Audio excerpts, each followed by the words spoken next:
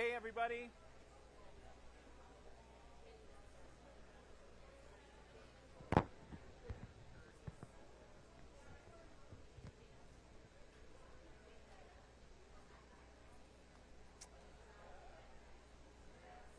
All right, everybody.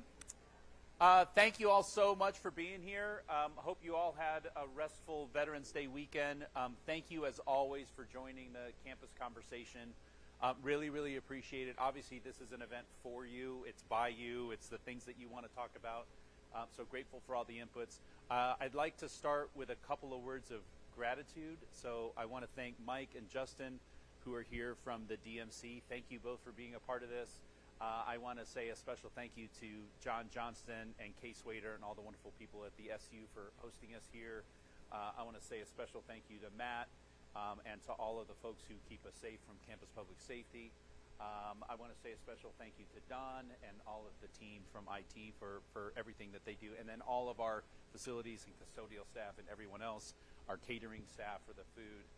So thank you to all of them. Can we give them a round of applause?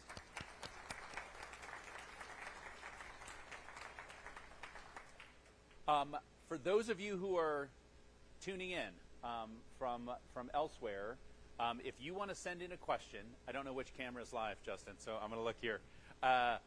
The email address is just campusconversation, singular, campusconversation@sou.edu.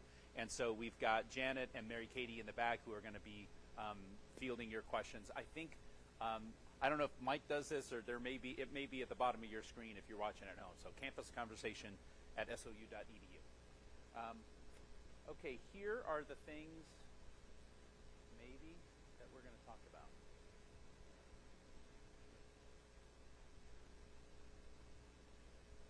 I've got it memorized just in case. Okay.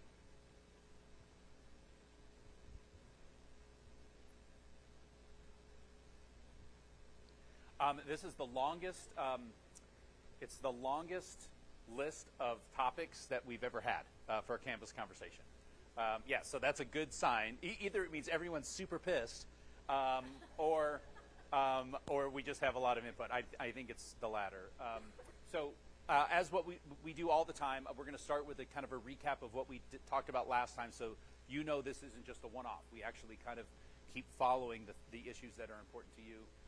We're really grateful to have Chris with us, our ASSOU Vice President, Student Body Vice President, who's going to share, I think, some of their goals for the year. It's always important to hear from our students. By the way, there are students in the audience, too. Thank you for being here, part of this. We're going to talk about a budget update. I don't want to ever lose an opportunity to kind of keep you posted on where we're at financially as an institution. We're going to talk about the scissor and both phase 1 and phase 2. One, to kind of get an idea of where we're at, but really to focus our energy on some challenges that I think a lot of folks are facing, and we want to just own those and talk about what we're planning on doing about those, so that you know that that's not just in a vacuum, that we're actually making those steps. We're going to talk about SOU Forward and actually talk about the progress we made, and not just in a cost management piece, but we also owe you the other 3 planks of that, to talk about how we're investing and actually putting ourselves and reimagining the fiscal model. And then we're going to finish, if all of that wasn't enough, we're going to finish by talking about a marketplace of ideas. We obviously have a lot of dialogue that's happened on the campus, off the campus, in the aftermath of elections. And so we want to talk about our role as a university and what that means and what we can do at our best. And we're also going to talk about, in addition to that, the campus environment that all of us want and deserve, and that we all have a role to play in creating that environment, one that's based on family and inclusivity and compassion and love and all of those things. We can do those 2 things at the same time. Okay. I might ask you, Don, is this ready, do you think? Okay, thank you. So, last time we talked about the crisis in Gaza and the Middle East. I want to be very clear, and obviously students will be the first ones to tell us, it's not like that situation there has gotten better. Hasn't. Students are really still connected to that. They're very conscious of what's going on over there. What I'm going to ask, and this is for all of the faculty and staff in the room, I'm going to ask us, because I know that we're going to hear from students, and I know the students are going to share with us the things that they're feeling. But I also know that there are a lot of you in there, in this room, who will have a better finger on that pulse than I do. And as you feel like, hey, you know what, we need to probably think about having another gathering of students to allow them to kind of express what they're feeling, then let me know, because I want to stay ahead of that. When students feel that they have a voice, not feel, when they know that they have a voice and they can express their opinions, it matters. And I think that's what helped SOU navigate the last 13 months better than anyone. And I mean better than anyone. And it's because our students had that agency. So please keep us honest on that. Anyone want to talk anything else about that? Want to share? Okay. Reserve single fee. So we're going to talk about reserves in a second. We rolled out a single student, consolidated student fee in this cycle. I will say that idea has really put us on the map in a good way. I think other institutions now are trying to do something similar, because before it, what students saw on their bill was a mess. And it was so difficult to understand. It's now a lot clearer what students are paying. So in terms of truth in advertising, I think it's a lot better. Now, where we landed on that fee was not perfect, and we had to try and figure that out. So likely between now and next fall, we will work on, okay, is it 8 hours or 6 hours before it flattens out? Is this the right number? We may have to adjust that fee. The pledge that we will give to our students is we're not going to let that change to the fee also then have an accompanying increase tuition-wise, right? So we have a limit, a delicate limit with the HEC in terms of tuition and fees inclusive. So if we do have to raise the student fee, then my direction to the tuition advisory committee will be to kind of create a cap so that we're not putting a double burden on students. Does everyone understand that? Does that make sense? Okay. Let me also point out that what we did in terms of the fee and the effect that had no change to our overall fiscal picture. So let me be very clear about that. Had no change to the overall fiscal picture. If we knew then what we know now, we likely would have changed that fee, but then that would have corresponded to a lower tuition increase for students. So ultimately, it's all in the wash together. Does that make sense? Okay, now what you've all been waiting for. It's my great honor to introduce Chris and Tiana, the ASSOU president. She is currently on a trip to our sister university in Guanajuato. So she wanted us to send her regrets. But her and Chris have really been on a roll, and your whole team, in developing some of the goals that they have for us for the new year. So with that, Chris.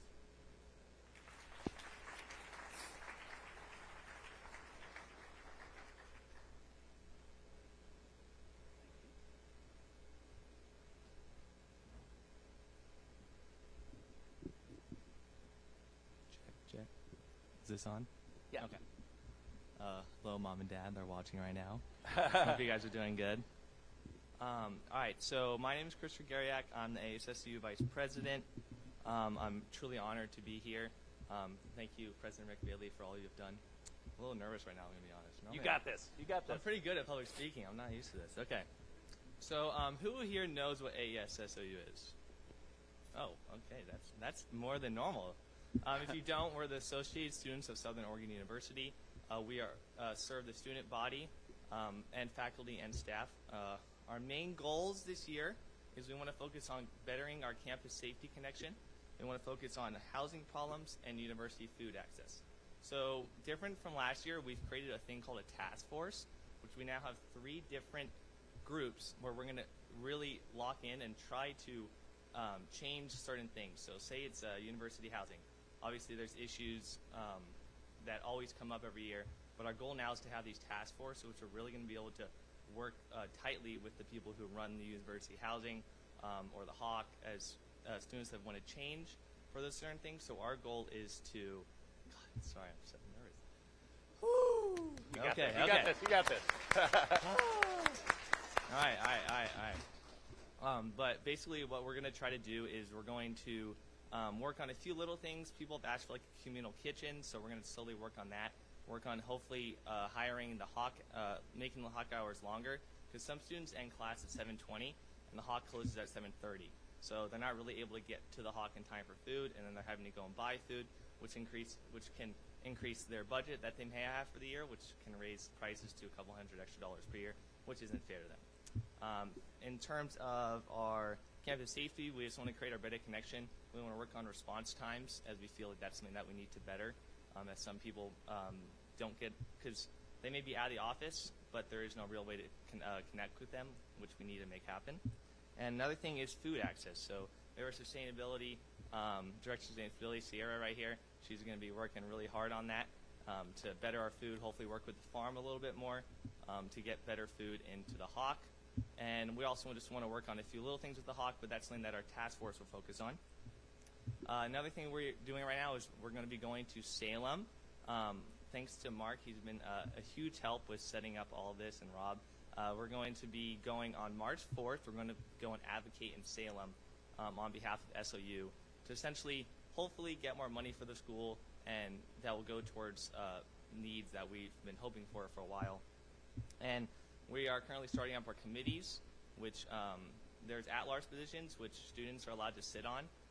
You do get a little small amount of money per month, but those are very important to us as the FAC, the SFPC, as that is the student fee money. So the students that are on ASSU that are part of those committees are in charge of where your money goes. So if you sit on it, then you can essentially help with where that money goes. So it's very important, and you get a little stipend, which is nice. So far, we've accomplished a few things. We had our first movie night, which went wonderful. The sprinklers may have went off 2 minutes before the movie ended, but that made it more memorable. So we're a little happy, not too angry that happened. We currently encourage students to vote over the last week. We were tabling outside of right inside the SU when the doors open, and we felt like that went really well, as we got a really good connection, and a lot of students passed by and said they already voted, which we think is very important. And another thing that we did is we added rec center hours, thanks to Hughes. We added extra hours on Saturdays, which has been asked for students by a few years. So the fact that we were able to do that, and that was in the summer, we were working on that. So we created a really good connection with the rec center, and we're hopefully going to continue to do that forward. Does anybody have any questions regarding the student body? Okay, that's a good or bad thing. I'll take it as good. I think that's a good thing. Okay, well, thank you guys so much for your time. I really appreciate it, and let me know if you guys need anything. Okay. Thank you.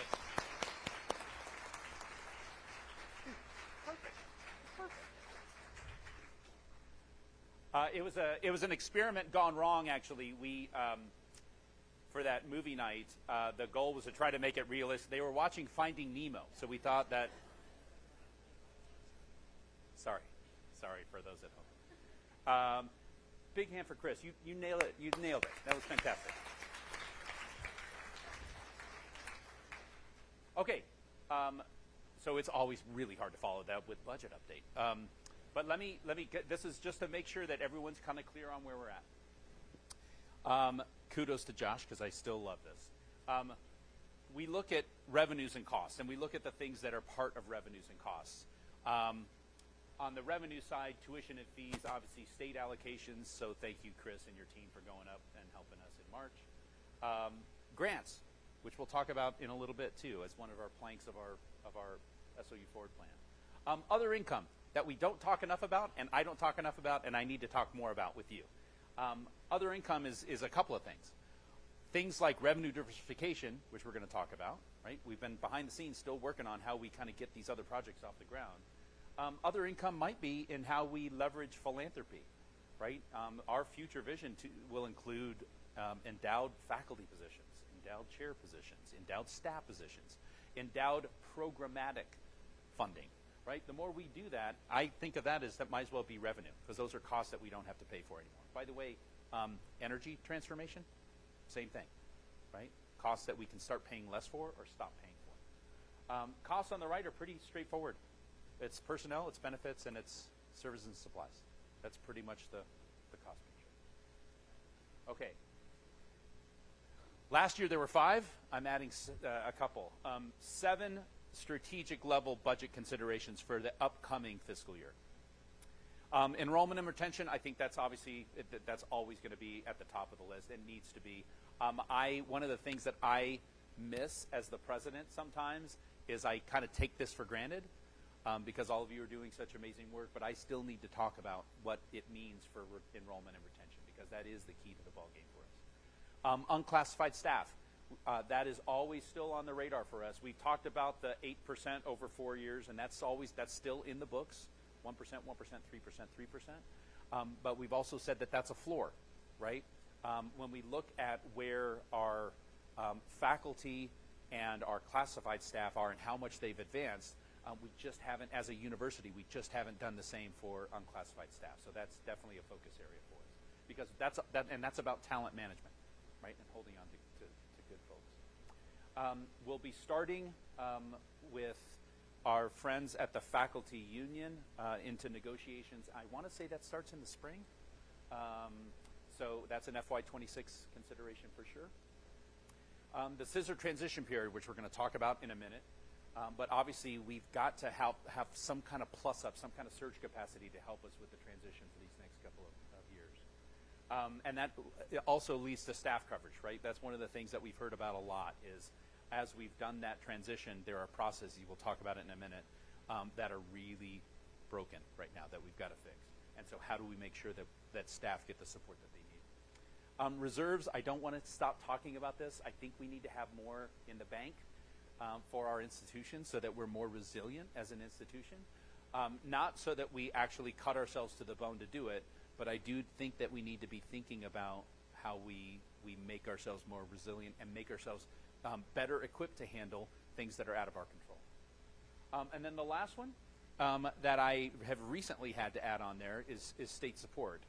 We always talk about that the state needs to see public higher education as a public good more than they do. We need to continue to share that message. Obviously, student voices are more important than any of ours in this conversation. But ultimately, it's going to have to be a statewide collaboration. Student voices, faculty and staff, it's easy. We all embrace it. So it's not hard for us to advocate. But I think business community has to be on board. I think labor has to be on board. I think there has to be a consortium of people all speaking with one voice to talk about the importance of colleges and universities in the state. So we'll keep an eye on that. This is not to scare you, but I do want to share. The state right now has about a $1.4 billion shortfall that it's looking at. There will be an updated, what do you call it, the fiscal, what's it? Economic forecast, thank you. That's coming out, I think, soon, like this month sometime. From that, the governor will release a governor's recommended budget. That'll be sometime in December. And then the legislature, that's not the end of the game. Then the legislature, when they start in January, they'll start working on that process. We will continue to push hard because you deserve that, and we'll make sure that we're going to keep the course there. Let me pause there. Let me ask Mark or Rob, anything else you want to add? Okay. Okay. This is complicated. I hope it's not too complicated, but I want to present the picture that we've given to the Board of Trustees. On the top is our current fiscal year. On the left side, those are our revenues, $66.44 million. On the right side, our costs, $68.32. There's a delta there of 1.88. That's not good. This is the message that I sent out to all of you that said, hey, there is a very, very strong argument that this is the result of the FAFSA, the late FAFSA rollout. And so we made the strategic decision that we should not just cut 20 more positions, that we need to look at, hey, this very well may be an anomaly. and it's something that we should kind of brace for and take a look at. So what we did with the board, that we dug up something that was in the works for 5 years and said, hey, we have these external properties that we don't have a plan on and won't in the future have a plan for, and now have authorization to sell some of those properties. It will far more than this cover that gap. By the way, and it's not selling every piece of land we have. It's taking a small percentage of that and selling that off. That was a strategic decision that I will own, because I think it's the right thing for us to do right now. What I would like to do is anything that goes over and above that, we should talk about putting that in the reserves so that we now have a little bit of a safety net for ourselves. FY26, FY27, Josh's model predicted something a little bit rosier, but what I did, because I want to be conservative, I asked Josh to force the model assuming a 3% drop in enrollment for next year. Okay, we may be better than that, but if we're 3% down again, by the way, the FAFSA is late again. It's not going to be as late, but I think it's now next month coming out, so we're still going to have to play some catch up. So those are the numbers that it gets. Here's what happens. Let me just, I want to, so I don't, this isn't about just scaring you all to death. If we're flat next year, instead of 3% down, I changed these to green on purpose because we're still just a little bit under, but we're basically at the water line. Okay? There are some things, that's why I don't want anyone panicking yet about 26 and 27. We'll cross those bridges when we get there, and I think there's a lot of things that we can do to help us move forward so that we're not dealing with this. Okay? Okay, let me pause there. Questions, comments, thoughts, recommendations, anything on budget? Yes, Luana. Oh, hey, Luana, I'm sorry, hold on once. So the people at home can hear, Mary Katie and Bree have microphones and Thank you. we don't want to shortchange the viewers at home for catching your stuff.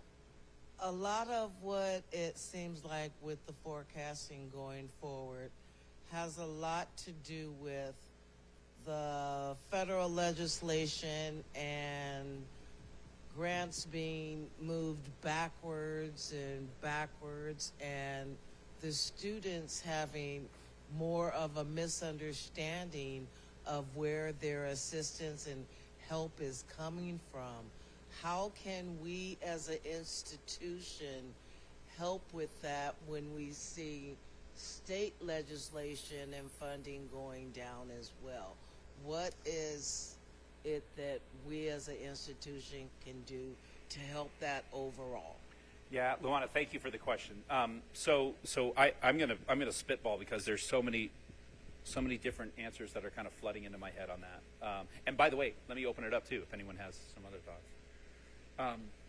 So when I got here almost 3 years ago, that was like, hey, something's going on here, and the state isn't stepping up as much as it needs to do. We're putting more and more on students' backs. Like, that model just isn't sustainable. So what do we do about it? Part of it is, and you're scratching the surface on it, part of it is, how are we communicating with students about what we're doing to make their lives better, right? By the way, you do that great. But all of us kind of, what are the things that we all can participate in? If I think on a macro level, part of it is, how are we as an institution modeling that behavior? So we've said, hey, so it's always been state funding and tuition as our sources of revenue. Well, let's break that model down. Let's stop thinking about it in that way. What are other ways that we could help resource this institution? So that's why we said, well, our grants apparatus is problematic. We had actually gotten to a place where faculty and staff members, not only were they not incentivized to go after funding, but in some ways they were disincentivized to do it because we weren't making it easier for them. By the way, it's not like we fixed all this. This is in progress, right? And finding ways to help them bring more money in, because when they bring more federal state dollars in, that helps everybody, right? How do we leverage philanthropy?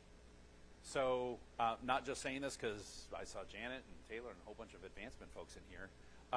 10 years ago, we were raising, on average, $2.5 million a year, fundraising-wise. Today, we're averaging $10 million a year.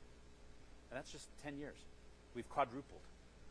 And Janet, and I know this is going to sound self-serving, has told me that that's pretty ridiculous, how crazy that change has happened. Now, are we all feeling that yet? Right? No. But we're building a campaign that will start to bend that cost curve in a really significant way. Right? Those are kind of things. So the more and by the way, we haven't even talked about revenue diversification. Right? We're still moving forward on a senior living facility. We're still moving forward on a university business district. Rob has probably devoted 40% of his time. The rest of the time is telling me how to keep myself out of jail. For how we move those things forward, right? So we're behind the scenes. We're still moving and doing all of those things. Lastly, I'll say, how do we play a part? So 65, 70% of our revenues right now come from students. Right? We're trying to change that model. But it also means that every student matters. And by the way, I'm preaching to the choir. You all know this. We have to do two things. This is going to be a theme here. We have to do two things at the same time. One, we have to make sure that we are all cognizant of the standards. So I could say, hey, and look at Garima and Chris and others, like, hey, every student graduates. That's our goal now. Every student graduates. Doesn't matter what they do. Doesn't matter if they show up to class. Doesn't matter if they do their assignments. That would be us. That would be a dereliction, right? We have to help students. We have to make this educational journey matter, right? And like I said, you all do this so well. And at the same time, we have to know that every touch point that we have with students is an opportunity for them to thrive, or if we're not careful, it's an opportunity for them to kind of veer off the path. And so how do we do that? I'm going to put, Bree, could you hand Carrie, she said something this morning that, can you talk about your 15 students concept? So I had shared it's called Find Your 15, right? And so if every staff member, faculty, found their 15 students, and this could be the 15 students you advise, it could be the club members that you are an advisor to, know their name, know their story. What the number one retention tool is a student feeling like somebody cares about them. And so if each of us could find our 15, that would really help move. And sometimes that could be helping that student take a break from school and then come back 6 months later or a year later. So where that off ramp, where they're taking the time that they need for themselves, they still feel supported and welcomed to return because that person is still going to care for them. So just find your 15. Yeah. So I know a lot of people out there, I already got the T-shirt on that, right? Yes. And we should celebrate that. If you're someone who doesn't know 15 students by their first name, then I'm going to ask that you connect with us and let's figure out a way to make that happen for you. And I know that'll make a difference. Yeah. This is something I brag about all the time because all of you do this so well. You really do. I had to, because we have so much to talk about, I left off some slides at the end that the cabinet was very happy that I left off.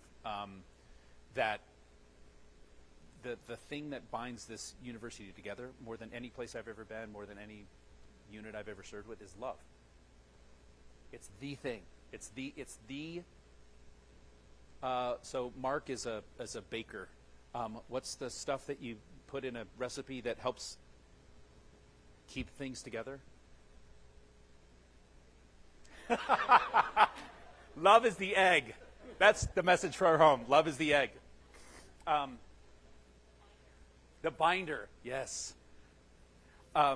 It is something that I brag about all of you for a living, and it is so easy to do because every day that I've been here, every day I see examples of faculty members and the way they are sharing education with students, staff members who are bending over backwards, students who are going out of their way to help each other thrive. It is awe-inspiring to me. And you do that so well. We just have to do a better job of sharing that story.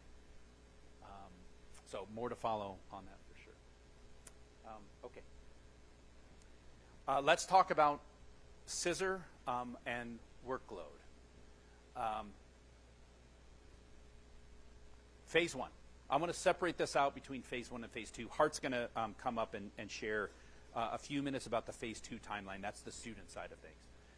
But what we've really heard from particularly the staff is that there are a lot of challenges with that system and things that we need to do better.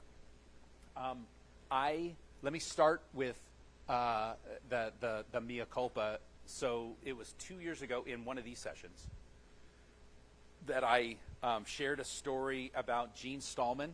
Does anyone remember the story? And the story went that Gene and I were on a trip to Portland, and we were doing some government relations work, and we were on our way back, and we were at the airport in Portland. For some reason, we had to fly back. And we were in the airport, and it took her an hour and a half waiting for the flight, and she was just doing, for a 2-day trip, doing the receipts and the reimbursement, and it took her an hour and a half. And my pitch to everyone was, hey, imagine if she had that time back, what it would be like. And it doesn't matter what she did, even if she just FaceTimed with her grandbaby or had a Bloody Mary, like it didn't, I'm okay, whatever. But if she had that time back, it would really matter. The vision hasn't changed. So that's still going to happen. Bloody Mary aside, that she's going to have the opportunity to do that. What I didn't do well enough is to say it's not like Phase 1 starts and now all of a sudden that's fixed. What I should have said is, hey, this is a journey, and anytime you go through change management.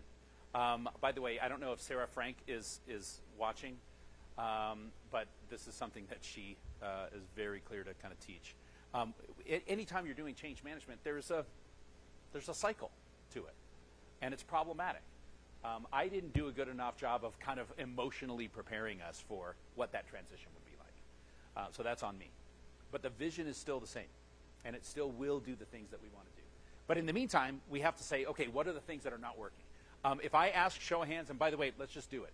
Show of hands, since the adoption of Phase 1 of Workday, how many of you have actually found your job harder, not easier? Okay, look around. Okay, that's a thing. That's real. So we've got to figure out how to diagnose that and then fix the things that are there. By the way, kudos to Mary Katie on this, because it's not just about the remedies. It's not just about fixing the problems. It's about how do you all know that those problems got fixed, right? How do you know that your life is going to get easier? Because I can speak all day in platitudes, but it doesn't matter if you're not getting the information on how those things are changing. I want us to at least, even in the middle of the challenges, to know that this is going to be worth it on the other end. And Workday is set up so that it's more malleable than Banner was. We can fix the things that we're not happy with. We can fix processes to make it what it needs to be for us. Here's an example. So we started reaching out to supervisors, stakeholders, and we said, hey, what are the challenges that you're seeing so far? This is not an exhaustive list. This just shows you some of the things that we have heard so far that are already now being addressed. What I know Mary Katie and what I know all of you will hold us to is, as we're starting to pick these things off with process improvements, we'll make sure that there is a way for us to share that feedback with you. Anything else I should add there? Okay. If you don't see, I said this is some. If there are other big sweeping things that are not on this list, that are Phase 1 Workday things, please where's Peter at? Yes. Peter, I said, hey, Peter, how do we get, if there's something that we don't have? Peter was very gracious, like, let him know. So, and if you can't get a hold of Peter, get a hold of us. Let us know so we can add it to this list and make sure that we're actually attacking the things that we need to do. Jackie. Oh. Peter Angstadt.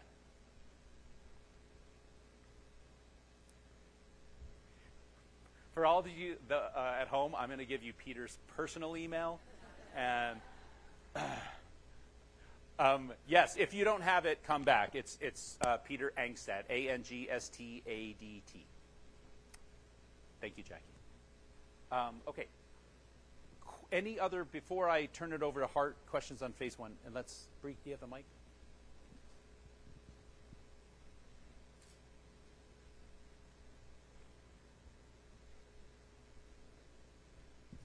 Is there a place where we can see the ongoing list so that we're not double? Yeah. It's a good question. So Peter right now has that list. We sat down literally before this and said, okay, what are the big ones? I would ask, maybe it's something we can work on, Peter, like a list that basically this is our running list so far. It might tab into what we're actually fixing. And okay, keep me honest on that. Yes, Anna. Hold on one sec.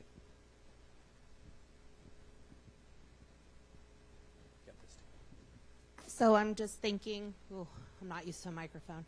If you are going to have a list that is transparent and easy for us to see, it could help with the communication as things are being fixed, that that list also has how it was fixed, when it was fixed, and like that information is just continuously there. Yeah, thanks, Anna. I think that's a great idea. It kind of fits into Stacy's issue too. Yep. Yeah, Taylor. Yeah, Rick. On the previous slide, you had challenges and solutions, and I'm curious to know what some of the solutions are going to be and how we're going to address, because a lot of the challenges we're facing are big challenges that are going to require more bandwidth to get over that hump. Yeah. So let me start, and where's Bree? Oh, I'm going to ask you, or I'm going to ask Mary Katie to bring a microphone back to Peter, because I'll start this, Peter, and then let you, because it's a really good question, Taylor. So this list we've now given to Alchemy. That's the company that's helping us with the transition. They are, I don't want to speak for them. I'll say they're very interested in, and they have a vested interest in making sure this goes well. So they are already committed to how they're going to help us refine processes to make this better. In addition, we do have some of our own superstar IT team that have discovered that some of these things are actually shorter fixes that they can do in-house, and maybe have already even started to do that. So that's a good. So those we can pick off quicker. And then I would say this is partly scissor, but it's also partly just the staff workload issue that we're looking at, because some of this are things that we shouldn't necessarily plus up and hire full-time staff when we know that 2 years from now, it's not fair to them, right? 2 years from now, we're not going to need that help. So we're looking at how do we use overtime, how do we use temporary surge capacity, how do we do these other things to help us kind of bridge the gap. So I think all of those things are on the table as we do it. Peter, anything else? Yeah, I don't know if I can add too much more to that, but when we did contact Scissor, or not Scissor, but Alchemy, several weeks ago and said, this is not working for us, Alchemy said, okay, tell us what's going on. We want to make it right, and we're going to make it right. So we're working with them right now. We've scheduled a meeting, I believe, next Monday, where they're going to share with me what team members they have available, what they think they can do, since they already looked at that first set of concerns. But if you have other concerns, please keep sending them in. And you don't just get one chance. If you sent in a concern and then later you find something else isn't working for you, let us know again. Yeah. Thank you, Peter. I really, one takeaway for us here is between Stacy and Anna, the comment about how we share that feedback. Here are the list of ongoing issues that we have. So if your issue isn't on it, then you know that that it's not on our radar. And then to your point, the knowing that something is fixed, and ideally, it's not just a matter of a spreadsheet with something fixed. I think this was Mary Katie's point. It's also about what is that new process now, right? How do we make sure everyone understands that new process? And here's how to make it easier now for you. If we don't close the loop, that's a challenge. Okay, Hart, over to you. Thanks. So I can actually speak a little bit to this too, because I spoke with the managing director at Alchemy this morning, who was on the receiving end of this list of things. And what he said was, for instance, about the P card, just so everybody has a chance to know, that he said, when we went live, that element wasn't really ready, and so there was all the background, like training materials and documentation and how to do this didn't go out. So one of the things that we told him was that, well, there were like 75 P card transactions that were sent in, and 71 had to be sent back because they hadn't been done correctly. So he says that's low-hanging fruit for us to develop the documentation and the training materials that people need to have going forward so they can do it correctly in the first place. He said, no wonder you guys are going crazy. So they'll be working through that stuff. Did you give me a slide? Okay. Just a very quick overview today what we're doing. We started in June. Prior to June, there was a lot of conversation about how we're going to do this, what are your basic things, and all that good stuff. In June, we got an actual instance of Workday Student and started getting to work on it. So we have been building and testing and building and testing and building and testing, and that's going to continue all the way through until we're done in quotes, big quotes, in September of 2026. So when we get to next September, which used to sound like a long time from now, but now it doesn't so much, we will be doing all recruiting for the following year in Workday Student. And so anybody who wants to come to SOU will be interacting with Workday Student from that get-go. And then we're going to continue to test after that. And then when we get to the following spring, April of 26, students are going to be registering for fall term courses in Workday, and we'll be advising in Workday Student, and we're going to be doing all of our stuff pretty much then. When we get to September, basically all the background stuff that wasn't necessary for those first operations, those will all be finished and finalized too. So as you can imagine, we'll do a little training. We'll have some conversations about Workday Student, how you do what you're doing. I would encourage you to go to the project website, which is sou.edu/CISR, CISR. And we have on one of the tabs, it used to be that when you went there, the very front page was, how do I do this in Workday?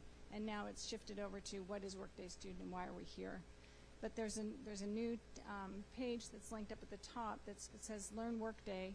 And at the bottom of the list is a link for some sample training videos. So if you want to see what Workday Student looks like at somebody else's school, so it's not branded for us, it's not our processes, it's not our stuff, but it will give you an idea of what Workday Student looks like. So I really recommend that you get a couple of those training videos and see what's there. I would really like to give a huge shout out to all the people in this room right now who are killing themselves on Workday Student, and would you stand up? Come on, up, up, up. Yes, up, up, thank up, you, thank you, thank you, up, thank up, you, up, thank you, up, thank up. you. Thank you, thank you. And everybody else is in a meeting. Yes, thank you. Hey, can we also do this? So in addition, thank you, Hart. In addition to that group, I buried the lead. I should have said this. All of the people who worked on phase 1 also worked their tails off, and the challenges that we're facing are not a reflection of the work that they did. So let me just say, they really went to bat for all of us. It's on us in terms of how we're implementing, and this is normal. We'll fix all the things that we need to do. So can I ask everyone, yes, thank you. Can I ask everyone who was in phase 1 to please stand, who helped us with phase 1? So let's thank all of those people too. Okay.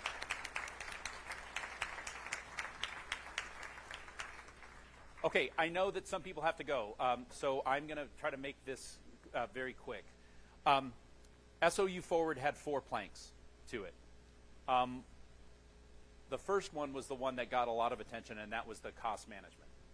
And it was difficult, and it was awful. Because of this team and because of everyone's voice, we actually we're able to leverage vacant positions. We were able to find early retirement options for people. We were really, really careful about trying to limit the number of people who were non-voluntarily separated from this institution, and we were successful in that.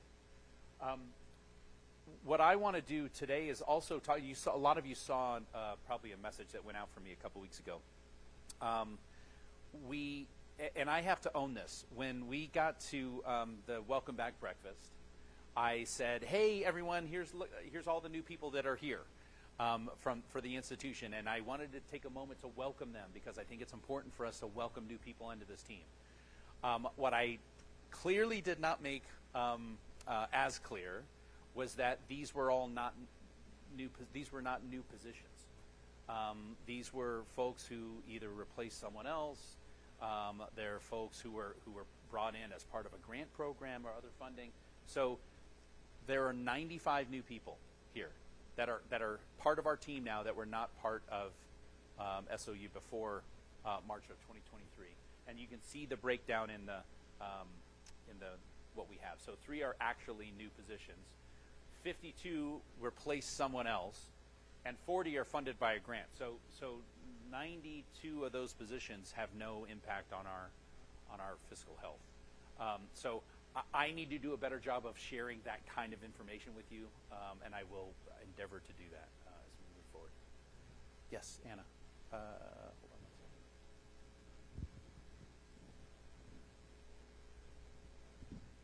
one second. So you say that has no impact on our financial health, but searching for all those positions costs money and takes a lot of our time, and I'm concerned about the 52 positions that turned over in that very short amount of time. Yeah, no, that's a very good point. I stand corrected on that. You're right, because that's a time and resource issue.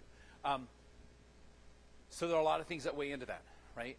One of them is workload. One of them is compensation. One of them is environment. One of them is culture, right? How do we make sure that we are retaining talent here? I think that's an ongoing issue, and that's ultimately on me. So that's something that I think as a team we will definitely endeavor to do. Thank you for that. Okay. I mentioned it a little bit earlier. We'll continue to advance on the revenue projects too. So anyone who's been by Cascade lately has probably seen the abatement on that facility already happening. The actual demolition will start in earnest in January, and so it's kind of clearing the ground for us to explore that public-private partnership for the senior living facility. That and the University Business District, our goal is to cut a ribbon on both of those projects by fall of 2027.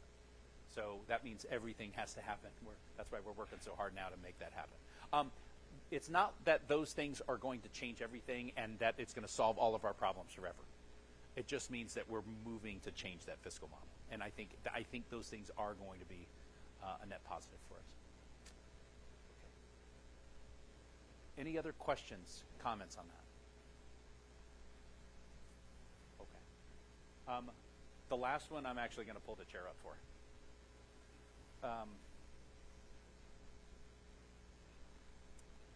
So obviously we've had a lot happen in the national scene and the regional scene over the last week. I want to take a moment to talk about the marketplace of ideas, and in doing so, I think there's 3 big points here. And a question for you. I think a diversity of opinions is healthy. I think it's healthy for us. We have students, faculty, and staff who are very progressive in their views here. And we also have students, faculty, and staff who are fairly, if not completely, conservative in the way they think. And by the way, it's an unfair description because it's not necessarily two-dimensional. Political opinions are far more complicated than that. But it is something that is why universities are so important. This is the place. This is the place for us to have conversations, particularly on topics about which not everyone agrees. I've been trying to write this quote that I would put somewhere, but I don't know. It's something. It goes something like this: the strength of the American democracy lies not in our propensity to agree. The strength of the American democracy lies in our willingness as community members to come together to have a robust dialogue on topics, particularly topics about which we don't agree. That's the strength of the democracy. Now, easy for me to say, right? We've had there's a lot of conversations going on at every level, and I know there's a lot of emotion out there too. So I think there's two things that we should do at once. This is that theme again. On one hand, we have to celebrate the marketplace of ideas. On one hand, we have to, this is what universities do when they're at their best. We welcome a variety of conversations, and we do it in a civil way. This is the place where that should happen. The only other place as important for this to happen in American society, in my opinion, legislatures. Because legislatures have to write laws, and they have to figure that stuff out. But the other place in our society for this to happen is a university. That's on one side, marketplace of ideas. At the same time, we have to be willing to commit as an institution to things that are part of our identity, no matter what the political winds look like. I'll give you an example. Words like inclusivity, words like toleration, words like compassion, words like equity, those are not four-letter words. They are part of our identity as an institution. So when we think about things like LGBTQ rights, for example, when we think about DACA students, for example, when we think about members of our own family, we can, independent of politics, say this is what we stand for. This is what we believe in. And it's not just something that we do, it's part of who we are. We have to do both of those things at the same time. And I know that's easier said than done, but I know we can do that. And ultimately, no matter what happens at other levels in government, we can create the environment here that all of you want and deserve, that all of us want and deserve. There was a really good, thoughtful conversation this morning with the cabinet about, hey, we can do that and we can create this bubble for ourselves, but what happens when people walk outside this campus? That's real, and I don't have an answer for everything that happens beyond our campus. So I want us to focus at minimum on what we are doing here for each other. Part of that is just how we deal with each other, how we take care of each other, how we treat each other. This is one of the slides that I deleted, and I know we're at time.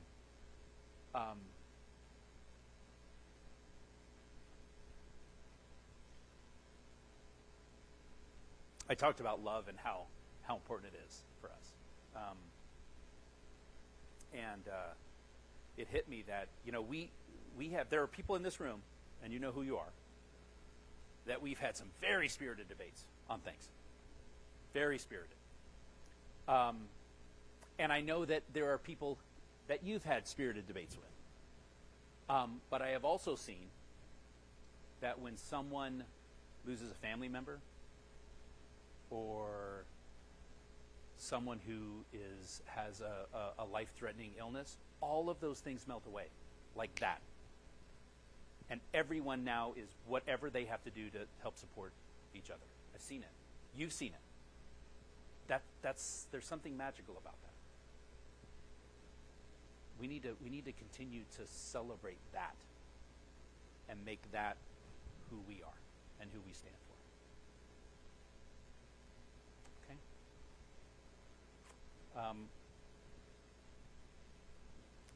Yes, thank you.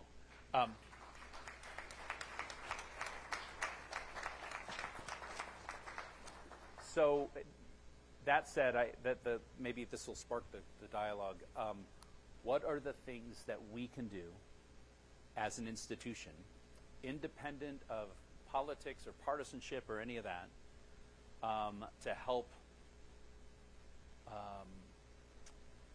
move us closer to the environment that we all want and deserve? You don't have to answer it now, but I'd ask you to think about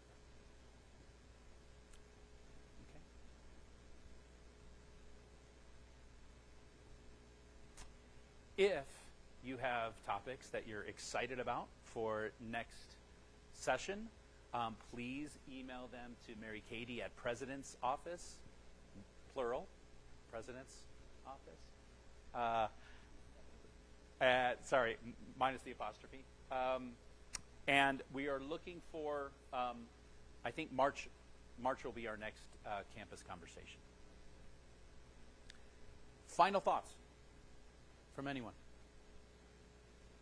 Or does everyone just want to get the heck out of here? Okay. Anything from online? Okay. I don't say this lightly. I have a lot of love for all of you. Thank you for what you do for our students. Thank you for what you do for each other. I hope you all have a great rest of your week, and we'll talk to you soon. Thanks.